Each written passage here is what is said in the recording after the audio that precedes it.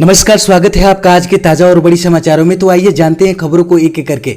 अगर इससे पहले कि आप हमारे चैनल पर नए हैं तो चैनल को सब्सक्राइब करके ऑल नोटिफिकेशन बिल को जल्दी से दबा दें ताकि आने वाले सभी लेटेस्ट न्यूज की जानकारी मिलती रहे। पीएम मोदी ने मैत्री सेतु सहित कई परियोजनाओं का किया उद्घाटन। जी हां, आपको बता दें कि प्रधानमंत्री नरेंद्र मोदी मंगलवार को मैत्री सेतु का उद्घाटन किया। यह पुल भारत और बांग्लादेश के बीच फेनी नदी पर बना है। ये नदी त्रिपुरा और बांग्लादेश में भारतीय सीमा के बीच बहती है। पीएमओ ने कहा कि मैत्री सेतु भारत और बांग्लादेश के बीच बढ़ते द्विपक्षीय संबंधों और मैत्रीपूर्ण संबंधों का प्रतीक है। इसके बाद आपको बता दें कि राष्ट्रीय राजमार्ग और बुनियादी ढांचा विकास निगम लिमिटेड द्वारा 133 करोड़ रुपए की परियोजना लागत पर किया गया 1.9 किलोमीटर का यह लंबा पुल भारत में सबरूम को बांग्लादेश से जोड़ता है। प्रधानमंत्री मोदी ने सबरूम में एकीकृत जांच चौकी स्थापित करने के लिए आधारशिला रखी। उन्होंने अगरतला स्मार्ट सिटी मिशन के तहत बने एकीकृत कमान और नियंत्रण केंद्र का भी उद्घाटन किया।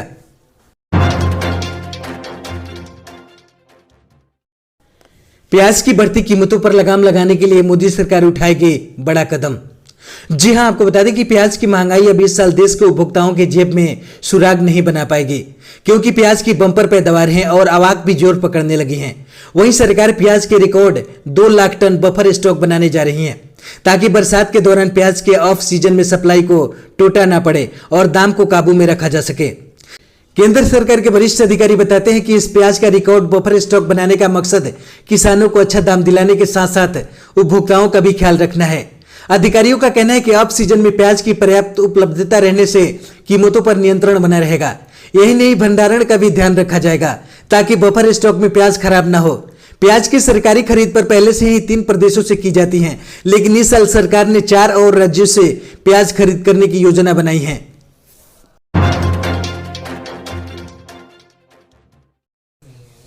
यूपी में सरकारी स्कूलों के 8वीं तक के छात्रों की नहीं होगी परीक्षाएं।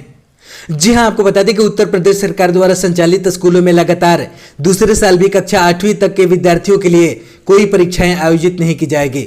महामारी के कारण राज्य सरकार ने 8वीं तक के छात्रों को बिना परीक्षा दिए ही अगली कक्षाओं में दाखिला देने का निर्णय लिया है।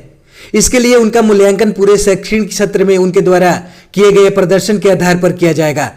आपको बता दें कि इससे पहले साल 2020 में भी 8वीं तक के विद्यार्थियों को आंतरिक मूल्यांकन के आधार पर ही अगली कक्षाओं में प्रवेश दे दिया गया था। लगभग पूरे शैक्षणिक क्षेत्र में पढ़ाई प्रभावित रही और फिर पिछले साल जुलाई से ऑनलाइन कक्षाएं शुरू की गई थी, लेकिन सरकारी स्कूलों में पढ़ने वाले आर्थिक रूप से कमजोर वर्ग के छात्र ऑनलाइन कक्षाएं लेने में सक्षम नहीं थे। इसके बाद आपको बता दें कि 10 फरवरी से कक्षा 6ठी से 8वीं तक की और 1 मार्च से 1ली से 5वीं तक की कक्षाएं शुरू हुई हैं।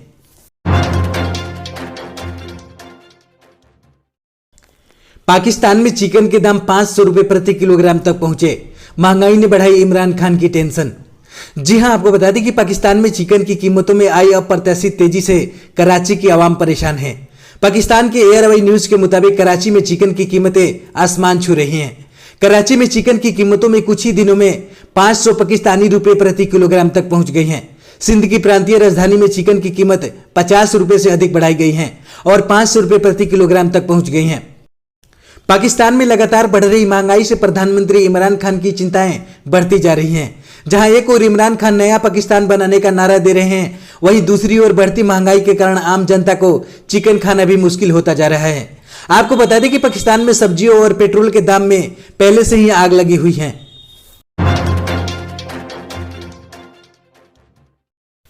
सोने की कीमतों में मामूली तेजी पर चांदी की कीमतों में आया 553 रुपए का उछाल।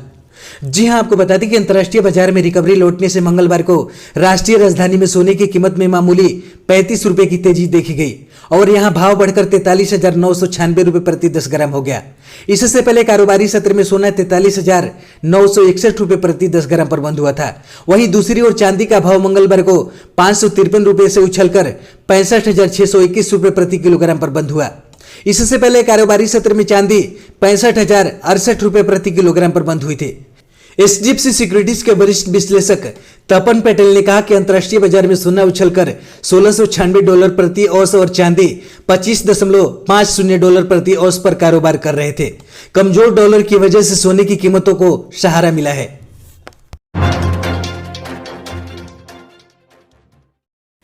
ईंधन की बढ़ती कीमतों पर राहुल गांधी ने कहा टैक्स वसूली कर मित्रों का कर्ज माफ कर रही है सरकार।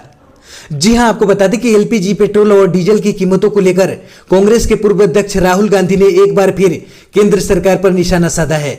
राहुल गांधी ने वन इंडिया की एक खबर का स्क्रीनशॉट शेयर करते हुए आरोप लगाया कि केंद्र सरकार एलपीजी, पेट्रोल और डीजल पर आम लोगों से अंधाधुंध टैक्स वसूली कर रही है।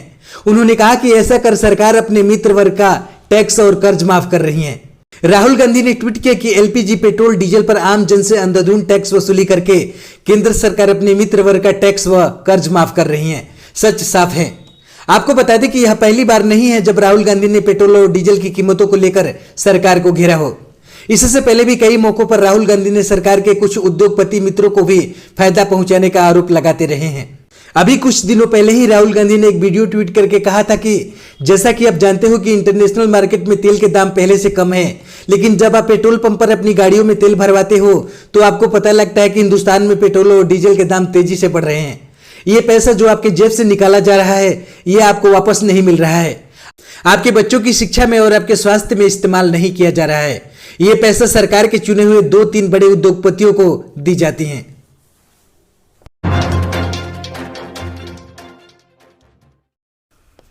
ममता बनर्जी के खिलाफ बंगाल में बीजेपी ने शुरू किया नया कैंपेन। कहा, इतना गुस्सा क्यों दीदी। जी हां, आपको बता दें कि जैसे जैसे बंगाल में विधानसभा चुनाव की तारीखें पास आ रही हैं, वैसे वैसे तृणमूल कांग्रेस सुप्रीमो और बंगाल की मुख्यमंत्री ममता बनर्जी को बड़े झटके लग रहे हैं। टीएमसी विधायक सोनाली गुहा, दीपेंद्र विश्वास, रविंद्र भट्टाचार्य, जाटू लाहिडी और टीएमसी उम्मीदवार हबीबपुर सरला मुर्म ने सोमवार को बीजेपी ज्वाइन कर ली। इस बीच प्रधानमंत्री नरेंद्र मोदी की कोलकाता के ब्रिगेड परेड रैली के बाद मुख्यमंत्री ममता बनर्जी के खिलाफ इतना गुस्सा क्यों दीदी नामक नया कैंपेन शुरू किया गया है। बंगाल में कई सार्वजनिक समारोह में मुख्यमंत्री ममता बनर्जी के गुस्से के इजहार को इस वीडियो में दिखाया गया है। दरअसल प्रधानमंत्री नरेंद्र मोदी ने रविवार को कोलकाता के ऐतिहासिक ब्रिगेड परेड मैदान में जनसभा को संबोधित करते हुए ममता बनर्जी पर तीखा हमला बोला था। इस दौरान प्रधानमंत्री मोदी ने कहा था कि दीदी इतना गुस्सा क्यों। अब भारतीय जनता पार्टी ने प्रधानमंत्री मोदी के भाषण की इस पंच लाइन के माध्यम से ममता बनर्जी के खिलाफ इतना गुस्सा क्यों दीदी कैंपेन शुरू किया है। इस कैंपेन के वीडियो की शुरुआत में प्रधानमंत्री मोदी दीदी इतना गुस्सा क्यों जैसी पंच लाइन बोलते दिखते हैं। वीडियो में कई जगह ममता बनर्जी की तस्वीर है। वहीं युवाओं का एक ग्रुप पश्चिम बंगाल की हालात को तुकबंदी के जरिए बयां कर रहा है।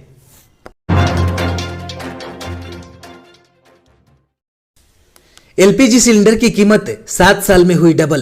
पेट्रोल डीजल पर टैक्स कलेक्शन में हुई 459% की वृद्धि। जी हां, आपको बता दें कि घरेलू रसोई गैस एलपीजी की कीमत पिछले 7 सालों के दौरान दुगना होकर 819 रुपए प्रति सिलेंडर हो गई है। वहीं पेट्रोल और डीजल पर टैक्स में वृद्धि के परिणाम स्वरूप राजस्व संग्रह में 459% की वृद्धि हुई है।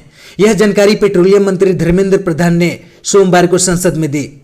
लोकसभा में ईंधन कीमतों में वृद्धि पर पूछे गए सवालों का लिखित जवाब देते हुए प्रधान ने कहा कि 1 मार्च 2014 को 14.2 किलोग्राम एलपीजी सिलेंडर की खुदरा कीमत 410.5 रुपए थी। अब यही सिलेंडर बाजार में 819 रुपए में मिल रहा है। प्रधान ने कहा कि घरेलू सब्सिडी युक्त एलपीजी की कीमत पिछले कुछ महीनों के दौरान बढ़ी है। दिसंबर 2020 में इसकी कीमत 594 रुपए प्रति सिलेंडर थी। अब यही सिलेंडर की कीमत 819 रुपए है।